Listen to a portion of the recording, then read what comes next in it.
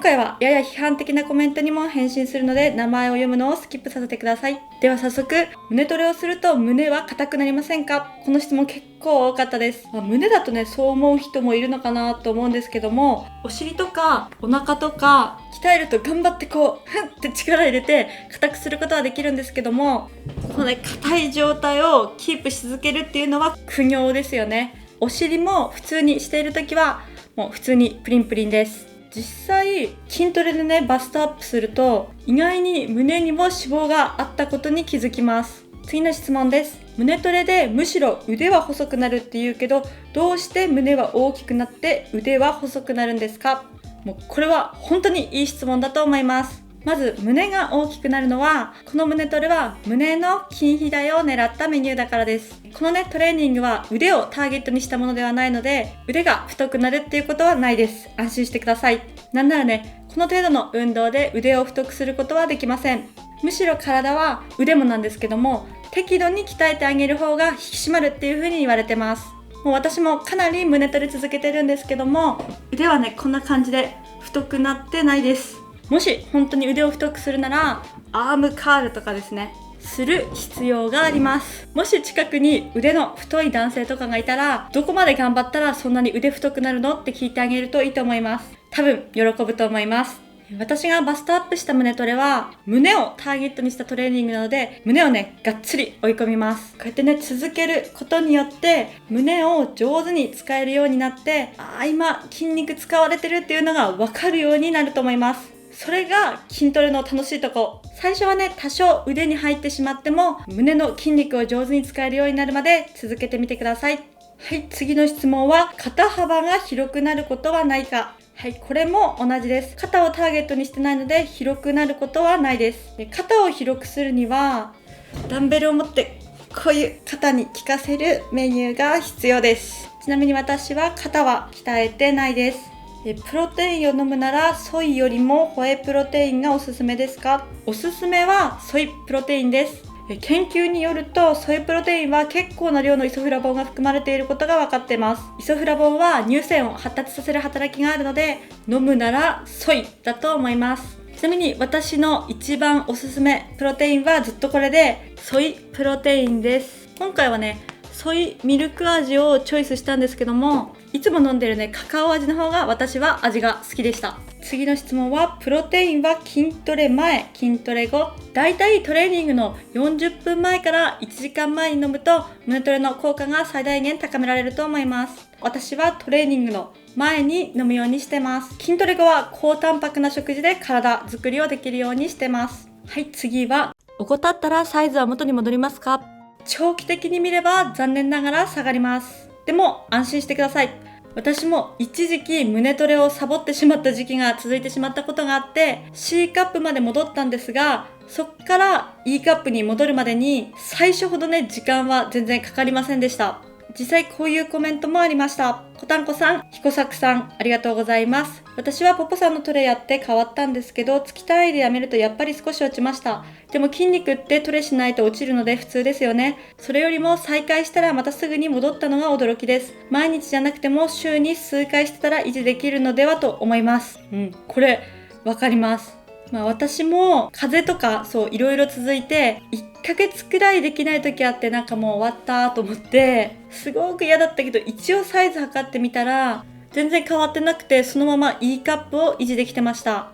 胸のカップ数が安定してきたのは胸トレ始めて今思うと1年くらい経ってからかなと思います。次の質問です。続けたら痛みが出てきた。これは絶対に休みましょう。もうね、治ってから再開。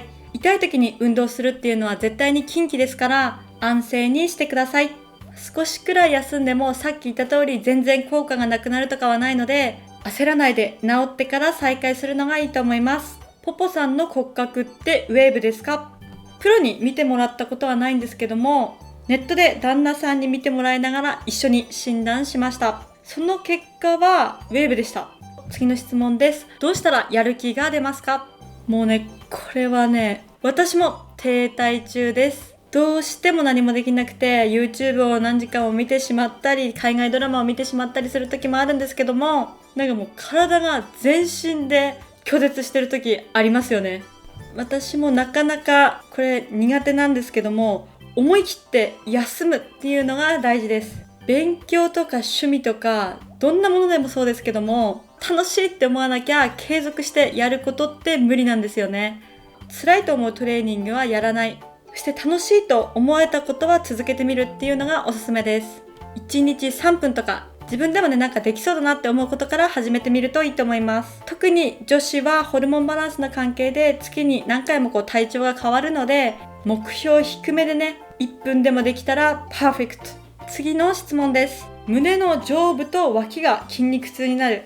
OK、それで大正解です。大胸筋は胸の上部そして脇までつながっているので、しっかり可動域使って上手に効かせられている証拠です。ここしっかり効かせられると、私胸がダラーンとなんていうの、これ楕円形っていう外に垂れてたのが、今ね、胸の外側の輪郭がはっきりして、胸がまん丸い形に引き上がりました。このね、輪郭がすごい最近嬉しいです。次の質問は、1ヶ月やったけど1ミリも変わらない。やっぱりね、成果でないと筋トレはね、続けられないですよね。もしかしてタンパク質が足りてないのかもしれません。タンパク質が足りていないと筋肉が成長するどころか、逆に筋肉がどんどん体内で分解されていってしまいます。1ヶ月続けるっていうのはもうすごいことですが、なかなか1ヶ月で成果出せる人も多くはないと思うので、焦らないで3ヶ月は続けてみてね。ポポさんが使っているサイズ記録アプリが知りたい。動画に出てくるこういうグラフは動画用に記録を元に作ってます。アプリとかではないです。こちらはワコールのアプリで店員さんが測って入れてくれたやつです。胸トレしてもブラをちゃんとしてないと意味ない。胸トレの成果を十分に出したいのであればするべきだと思います。そして選ぶときは絶対お店で測ってもらうのがおすすめ。今ブラを外しても理想の位置に胸があって、ってがっかりすることなく理想の位置に胸があってくれてるので、それはサイズの合うブラジャーをつけてたからかなっていうふうに思ってます。正しいブラの付け方とかも重要で、ちょっとね、動画では説明しづらいので、ワコールさんとかのサイトを参照してみてね。ぴったりね、サイズの合ったブラは形をよく見せてくれるし、何よりね、漏れるので、つけない手はないかなと思います。姿勢が悪かったり、猫背だとバストアップしない。もうね、姿勢は大切。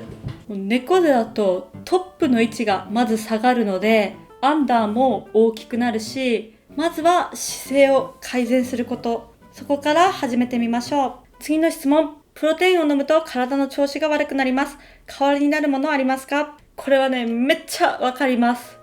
私も結構胃が弱くて、プロテインって基本的に頑張って飲むものだよねっていう感じです。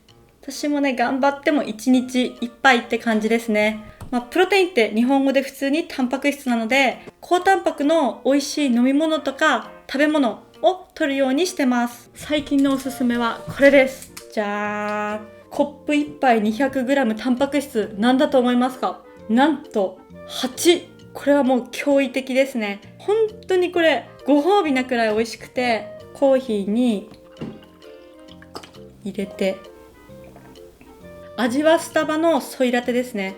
スタバの面接受けたことあるので、そのぐらい美味しいです。面接は落ちたけど、普通に食事をしてタンパク質 12g ぐらい取れてたら、あとこの8で補うって感じでいいと思います。これめっちゃハマってますね。スイカ。よっちゃんのスイカだそうです。これ1袋で 40.5g 最強です。めっちゃ味も美味しいし、間食とかにもね、めちゃめちゃおすすめの一品です。あとはパルテノですね。これちょっと今日なかったんですけども、微糖の方が食べやすくて胃の負担も少なくて良かったなっていう風に思います。これもよく食べてますね。チーズ牛丼の上に卵をトッピングするとか、本当はね、そうやって食事で取れるのがベスト。プロテインはね、あくまでも補助なので、何事も苦しくなく継続させていきましょう。次の質問です。サプリは飲んでいましたか？さっきの続きになるんですけども、食事から補いきれない部分っていうところで、筋肉を作るお助けをしてくれるビタミン C と亜鉛ですね。このね、グミの味が美味しすぎて、1日2個でストップするのが結構きつかったです。値段がね、すごく安くて、あまり財布を圧迫しないので、ちょっと続けてみようかなと思ってます。はい、次の質問です。プッシュアップ腕立てができない。腕立てしないでも効果ありますか？座ってで行う筋トレでも筋肉を使うことで少しずつ鍛えてあげましょう。むしろそのぐらい初心者なら伸びしろも大きいと思いますよ。プッシュアップはね、自重トレで自分の体が重りになるので効率よく胸を鍛えることができるんですけども、徐々にね、筋肉がついてくればプッシュアップも1回とか2回とかできるようになってくると思うので、気が向いた時にでもね、諦めずにね、たまにやってみてください。寝る前にやってます。朝の方がいいとかありますか？どっちでもいいです。やってればもう問題なし。自分の生活リズムに合わせてください。私は最近はご飯食べてお風呂に入る時のお湯入れてる時間、時間にやってます。自分の生活のルーティンの一部に組み込めるとグッドです。この動画がいいなと思ったらグッドボタンとチャンネル登録よろしくお願いします。またね。